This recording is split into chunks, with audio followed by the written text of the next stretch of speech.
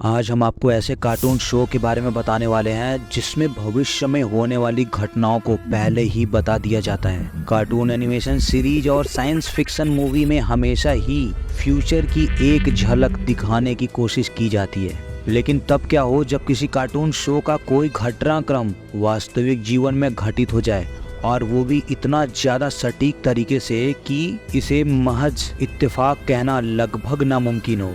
तो चलिए इस रहस्यमयी कार्टून शो के बारे में जानते हैं। इस कार्टून शो का नाम द सिम्पसंस है। इसे 17 दिसंबर 1989 में अमेरिका में शुरू किया गया था। इस कार्टून शो में डोनाल्ड ट्रंप से लेकर कैपिटल हिल हिंसा और नोबेल प्राइज विनर तक के नाम 10 से 15 साल पहले ही बता दिए गए थे। सिम्पसंस के पूरे कार्टून सीरीज में 35 से भी ज्यादा ऐसी घटनाएं दिखाई गई हैं जो कि भविष्य की एकदम सटीक झलक दिखाती है और जो भविष्य में सही भी हुई है। आज आपको सभी घटनाओं में से 5 ऐसी घटनाओं के बारे में बताएंगे जो बेहद चौंकाने वाली हैं। Prediction 1, Trump.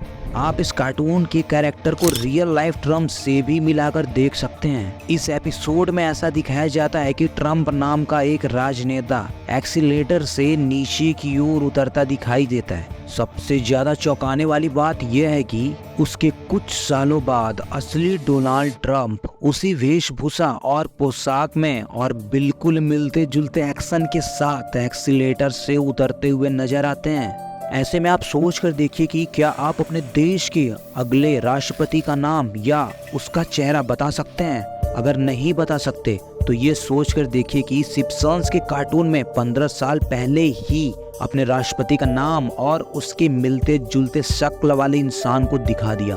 Prediction number 2, Disney acquires 20th century Fox. When you wish upon a star season 10 episode 5।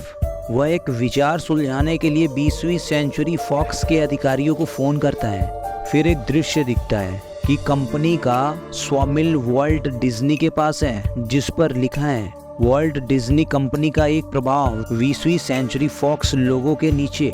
दरअसल मार्च 2019 में डिज्नी के 71.3 बिलियन अमेरिकन डॉलर में 20वीं सेंचुरी फॉक्स का अधिग्रहण पूरा किया।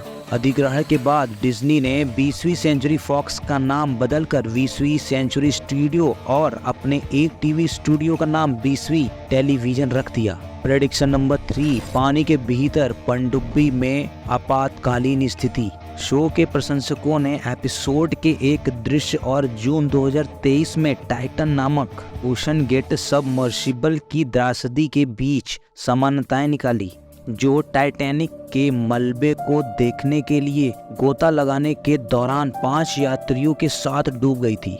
एपिसोड में होमर मैसन फेयरबैक्स नाम के एक व्यक्ति के साथ समुद्र के भीतर साहसिक यात्रा पर जाता है। दोनों अलग अलग सबमर्सिबल में पीसो मोजादो नाम के डूबे हुए जहाज का खजाना ढूंढने की कोशिश करते हैं। अन्वेषण के दौरान होमर की पनडुब्बी मूंगों में फंस जाती है और ऑक्सीजन की आपूर्ति कम हो जाने के कारण बेहोश हो जाता है।